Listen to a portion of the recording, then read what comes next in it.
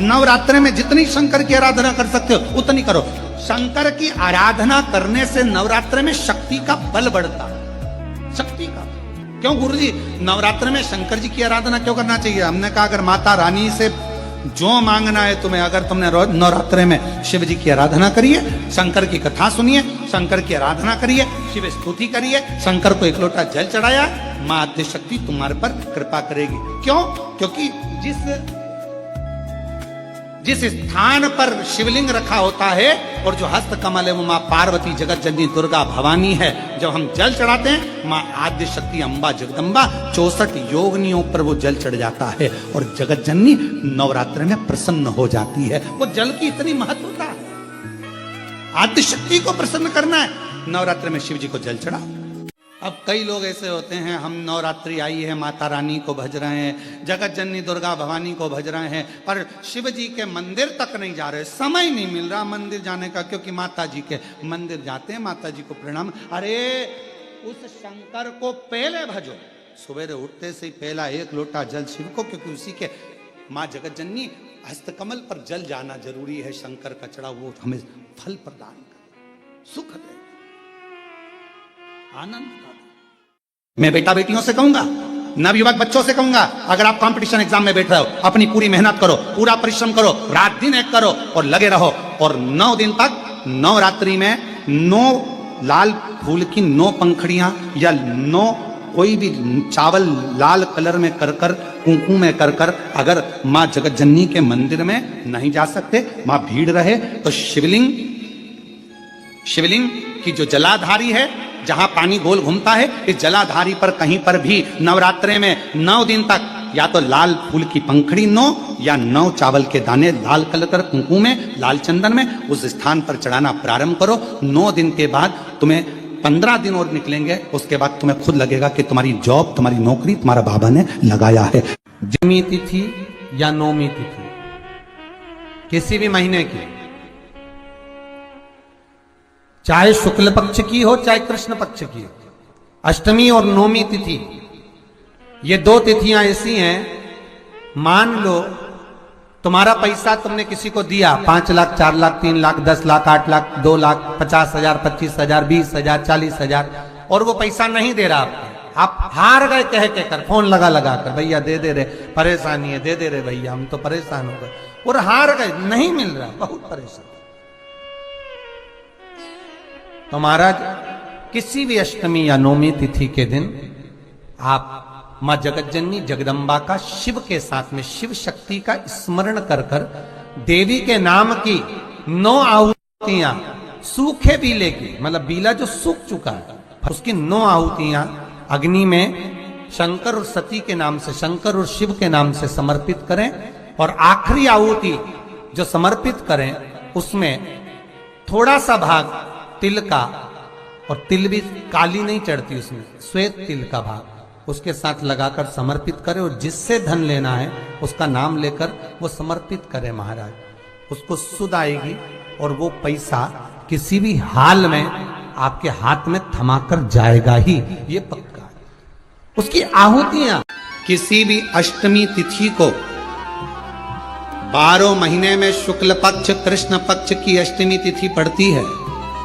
यदि किसी भी अष्टमी तिथि को अगर किसी ने नियम बनाया 5 अष्टमी का, 8 अष्टमी का, 7 अष्टमी का, 1 कनेर का पुष्प शिवजी के शिवलिंग को समर्पित करना, अशोक सुंदरी के स्पर्श करना, और जो जलाधारी होती है, जैसे ये शिवलिंग है, ये जलाधारी है, तो पहले शिवलिंग पर स्पर्श, फिर अशोक सुंदरी का स्पर्श, फिर जलाधारी पर कनेर का पुष्प शिव जी की ओर मुख कर कर, अर्थात जैसे मानो ये कनेर का पुष्प है, तो ऐसा शिवलिंग का स्पर्श करते हुए जलाधारी पर जो समर्पित करता है, भगवान शंकर उसके मन की कामना को पूर्ण जरूर करते हैं। 1 कनेर का पुष्प, 1 बेलपत्र में इतना बल होता है कि 64 योगिनियां, 33 कोटि देवताओं की धर्म पत्नियां,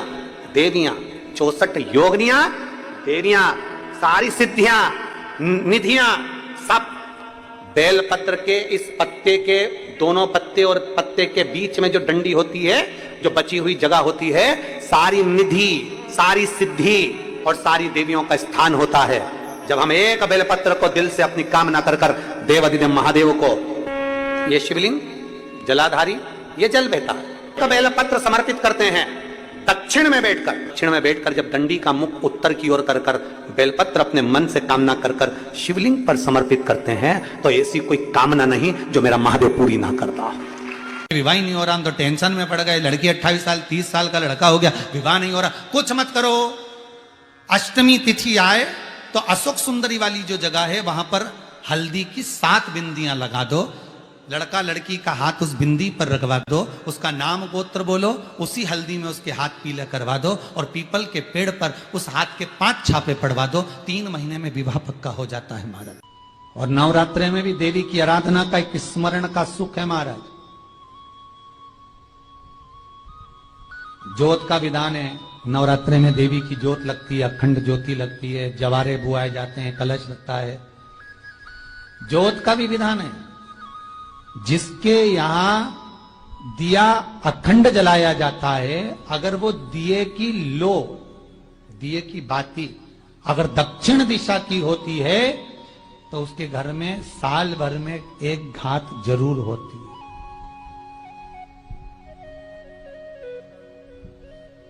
जो दिया अखंड जलता है उसकी बाती का मुख दक्षिण का नहीं होना चाहिए।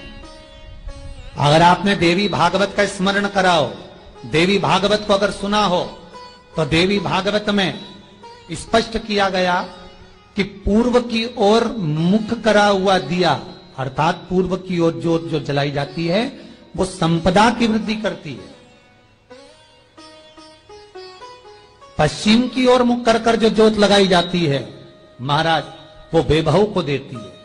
और उत्तर की ओर जो मुख कर कर ज्योत जलाई जाती है, उत्तर की ओर जो ज्योत का मुख रहता है वो आयु की वृद्धि करती है, घर में अकाल मौत को रोकती है।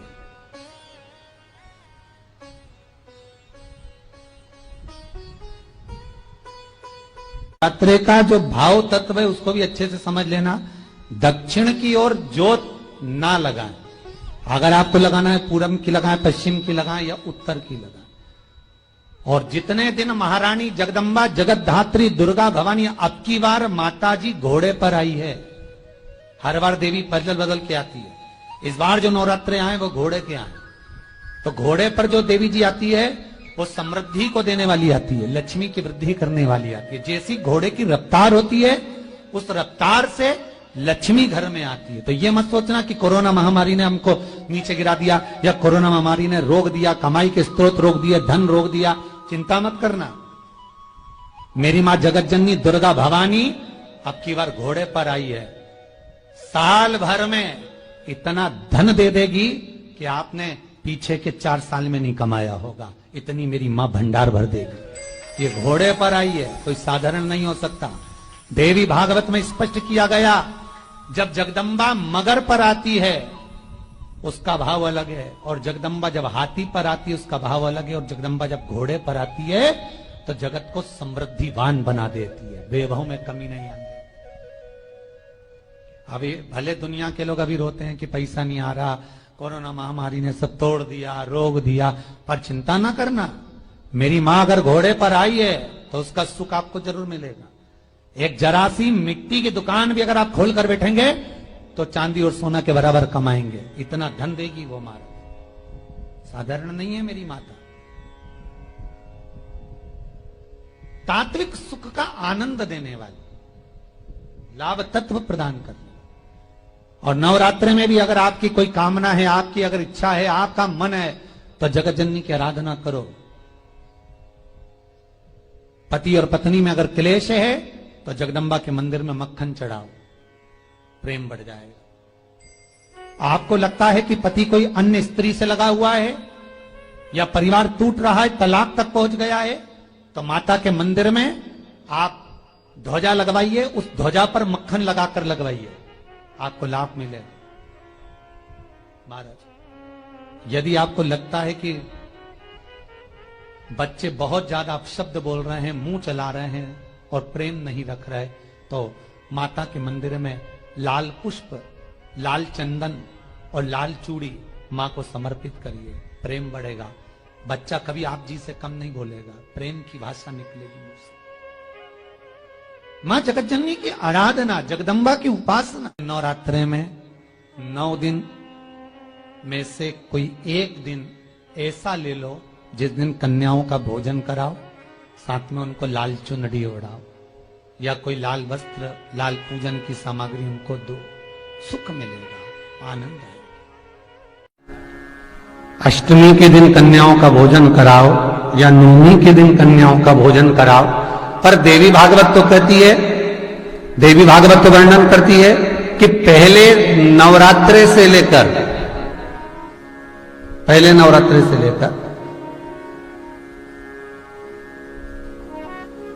नौमी तिथि तक जितने दिन देवी के होते हैं, प्रत्येक दिन में आप किसी भी दिन कन्याओं का भोजन करा सकते हो, पहली रात्रि से लेकर, पहला दिन से लेकर।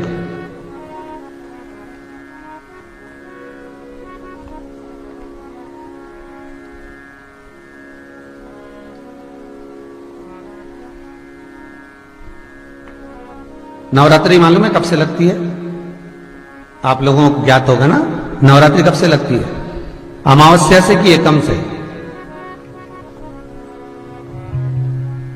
अरे जितने लोग सुन रहे हो जरा बोलो तो भाव से। अमावस्या से लगती है कि एकम से लगती है?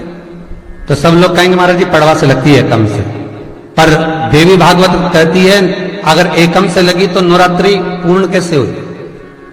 एकम का दिन लगी तो एकम के दिन की रात्रि, फिर दूज के दिन की रात्रि, तीज के दिन की रात्रि, चतुर्थ दिन की रात्रि, पंचम दिन की रात्रि, छठे दिन की, सातवें दिन की, आठवें दिन की, 9वें दिन की रात्रि। पर 9वें दिन तो सुबेरे पूजन करके, यज्ञ करके, अनुष्ठान करके देवी को विसर्जन कर दिया, फिर नवरात्रि पूर्ण कैसे हुई? नवरात्रि की पूर्णता होती है अमावस्या की रात से गिनी जाती है। कौन से दिन से गिनते हैं? अमावस्या की रात्रि, फिर एकम की रात्रि, फिर दूज की रात्रि, ऐसे गिनते गिनते अष्टमी की रात्रि तक और नौमी के दिन सुबह तक या दोपहर तक या शाम तक, जब तक आप यज्ञ ना करें तब तक ये 9 रात्रियां पूर्ण गिनी जाती हैं महाराज देवी भागवत के हिसाब से। पूर्णता में गिनी जाती। अब हमने कन्या भोजन का जो क्रम बनाया, अष्टमी के दिन करा देंगे, नौमी के दिन करा देंगे, इस तिथि को करा देंगे, पर भाव देखिए, शास्त्र कहता है भूखे को भोजन जब कराइए जब उसको भूख लगी हो, और ऐसों को कराइए जिसको जरूरत पड़ रही है।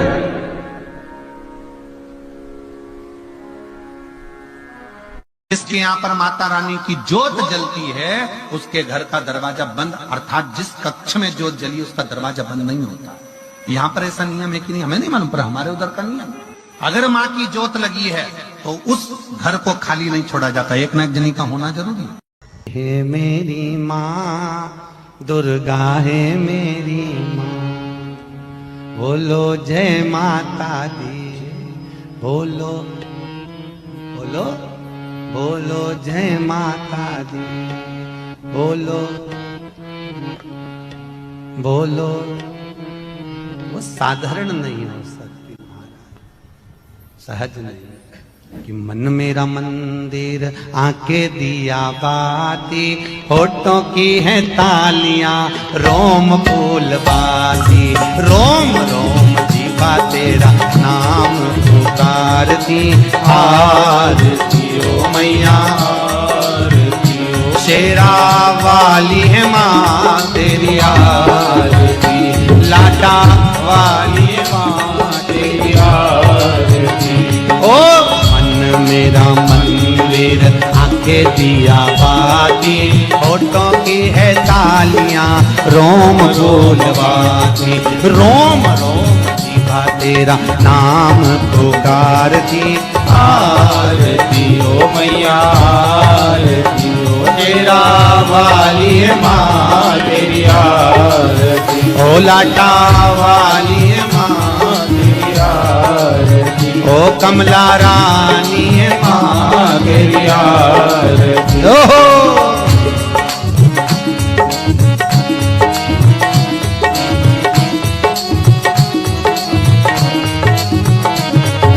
प्रेम से बोलो जय माता दी, सारे बोलो जय माता दी, मैं नहीं सुनिया जय माता दी, सारे बोलो जय माता दी, माँ कमला रानी जय माता दी, माँ जग कल्याणी जय माता दी, माँ अम्बे रानी जय माता माँ दी, तुलजा रानी जय माता दी, जय माता दी जय माता दी, जय माता दी जय माता ओ दी। मन मेरा मंदिर आके दिया बाती होठों की है तालियां रोल फूल पाती रोम रोम जीवा तेरा नाम पुकारती आरती ओ मैया आरती ओ शेरा वाली माँ तेरी आरती। ओ कमला रानी माँ तेरी आरती ओ तुलजा रानी माँ तेरी आरती। माँ कृपा करने वाली है, दुनिया में कोई करुणा ना करे।